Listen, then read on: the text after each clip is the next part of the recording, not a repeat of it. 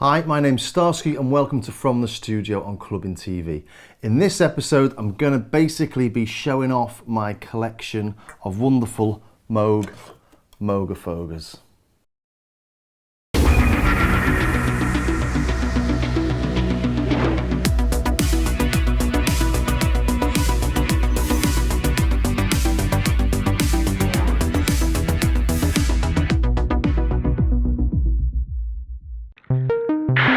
And this is why this episode is called a Moogerfooger special. No expense has been spared on the special effects. And what is a Moogerfooger? Well, a Moogerfooger are Moog's guitar effects pedals that they made between 1998 and 2018. I think there's 7 in total. I've got 5 here. They're all analog based effects and they all sound absolutely fabulous. Here I've got the delay, I've got the Clusterflux, which is a chorus and flanger, I've got the ring modulator, the 12-stage phaser and the Midi Moog, as well as the control processor. So we'll take a look at each of these in turn, but let's start off with what I think is one of the coolest effects I own, and that's the Midi Moog. The Moog's a bit of a weird thing really, because basically it's a filter bank. So if you look at these sliders here, it looks a little bit like a graphic EQ, but it's also got these patterns here that play through the different filter bank frequencies in all different patterns really. And there's a few other little bits that I'll go through. But first off, let's just have a listen to the filter bank. And you'll notice that's coming through one side, that's coming from my left. And that's coming through the right. So you start off with a mono signal from something like this Moog Grandmother.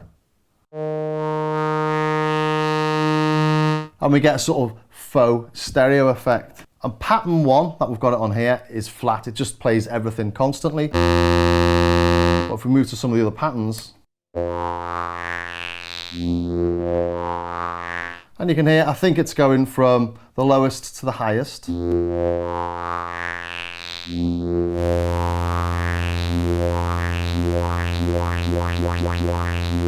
Let's take a look at a few of the other functions. Then we've got this envelopes thing here, and what envelopes does is it adds an envelope to the effect. So that sounds like an arpeggiator, doesn't it? It doesn't sound like me playing a single note. Let's try another pattern or two.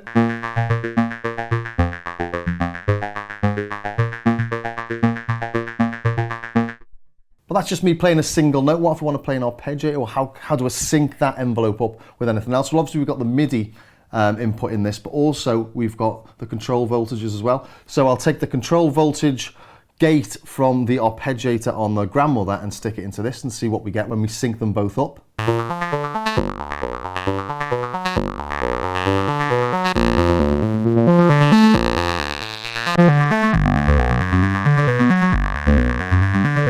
Absolute brilliant fun, and I've just been playing with that for 20 minutes and obviously will have edited it down for this, but really enjoying myself playing with that. It would be really nice to put the delay on that as well, wouldn't it? Let's have a little go with that. And this delay is one of the most revered delays you can buy. Costs an absolute fortune second-hand. I've seen them going for up to £2,000 second-hand on eBay, and that's absolutely crazy considering it's just a mono delay.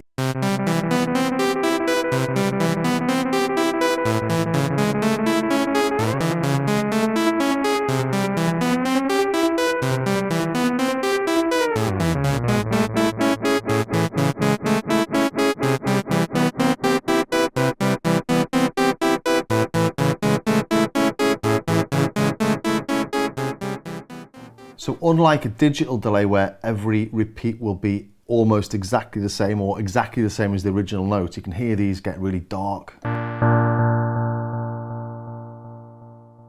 there's been a few revisions of this. The original didn't have MIDI, but this does have MIDI. And with MIDI, we can access a few hidden functions. So although that was dark then, it can get darker. There's 2 modes, a bright mode and a dark mode. So this is the bright. Not really bright, is it? And this is the dark. And you can hear there's a big difference there.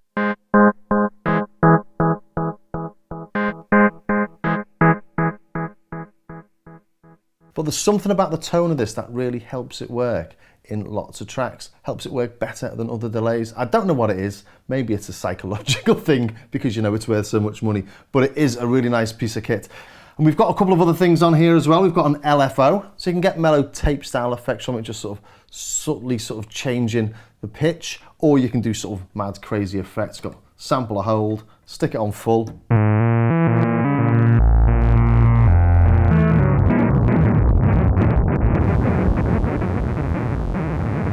What you use that for, I've no idea. But like with the Murph, we've got, well, like with all the Moogerfoogers, we've got inputs at the back so we can control it with the synth. We can control the rate with the synth as we did with the Midi Murph. I'm not going to do that again here, but you get the idea. We can stick LFOs in, we can, everything that we can change on this with the knobs pretty much, we can change with inputs in the back as well.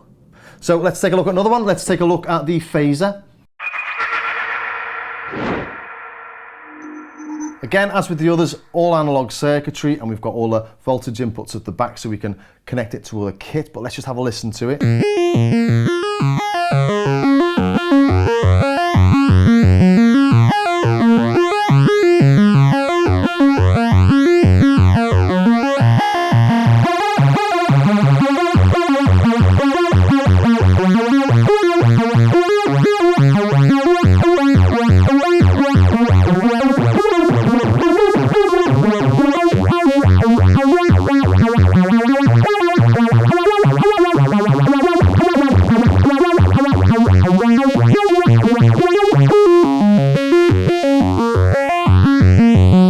It's like the delay, like the Murph, it takes the standard effect and takes it to places that most effects units can't do. It takes it from being really subtle to some really sort of mad, crazy effects. And when you start playing with it, you know, it's okay, it's a phaser, it's quite nice, but you play with it for a little bit more, and you start falling in love with the tones of it. It's a really, really nice unit, as they all are. So let's move over then to the next one, the Clusterflux.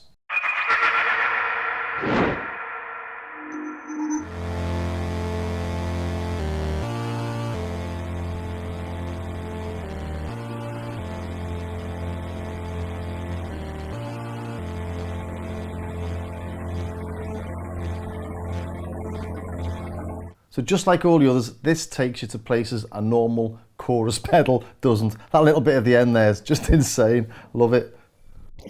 It's like I'm being zapped by aliens. Not what you expect from a chorus. You normally just expect nice, lush things like you get on the Roland Dimension Ds and things like that. So really, really cool as well. And it sounds really nice. And you might have noticed it's gone in stereo again. So I've got the two outputs coming out of the back here.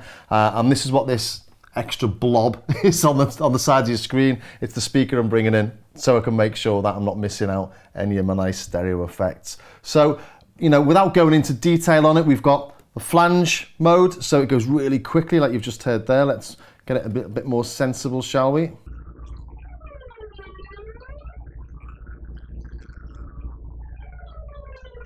Really like it, really nice. And again, these are really expensive now. I mean, they're really nice, but I don't think they're worth what they're going for on the second-hand market. I think these are in excess of £1,000, which is actually a little bit insane. So I'm glad I bought mine when it was relatively cheap. So let's take a look at the final one, and that's the ring mod. Starsky has taken control of the ring modulator. He must be exterminated. Exterminate, exterminate. Gotta say, a little bit scared of using it now. But that's what it's famous for, the sound of Doctor Who's Daleks. And what it does is it takes the input signal, it combines it with a modulation signal, and it creates the sum and the difference of those two frequencies. The sum and the difference being completely musically inharmonic and really nasty sounding to our ears.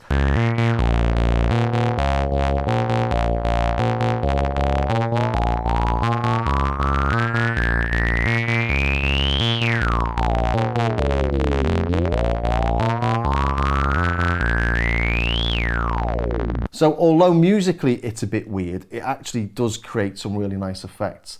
And then we've got to realise that this is actually an oscillator. So if we can tune that oscillator to what we're getting from the synth, well, we can actually start getting really musically interesting tones from it. And that's where the control processor comes in. So let's take a look at the control processor now.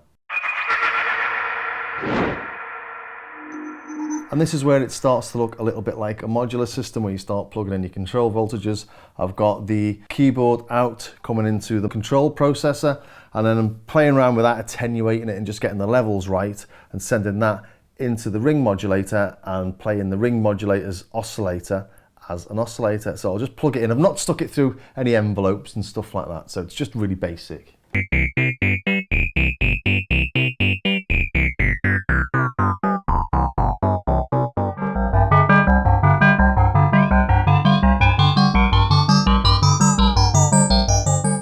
So you can hear we're getting much more musical effects from that now, but I demoed that really just to show the use of the control processor. When you've got all the Moogerfoogers, you start playing with them, you sometimes think, oh, it'd be nice to get another little LFO coming in there, and you think, where am I going to get it from? Well, the control processor can create it, or what about a little bit of sample and hold? Well, you can get that from the processor as well.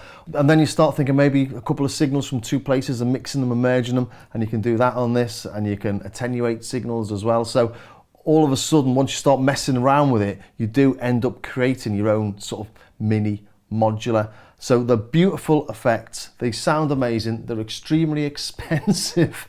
But what are my final thoughts? I'm really glad I've got my Moogerfoogers because I got them when the prices went absolutely skyrocketing and gone through the roof. I wouldn't buy them now, not second hand, not a delay unit for £2,000 or a Clusterflux for £1,000. It just seems insane to me. But you know, they are really, really nice units, and you do start to create, as I say, your own modular system. But I would buy them now if Moog are bringing them out as Eurorack modules. One thing that really does annoy me about them is that all the CV inputs are on the back.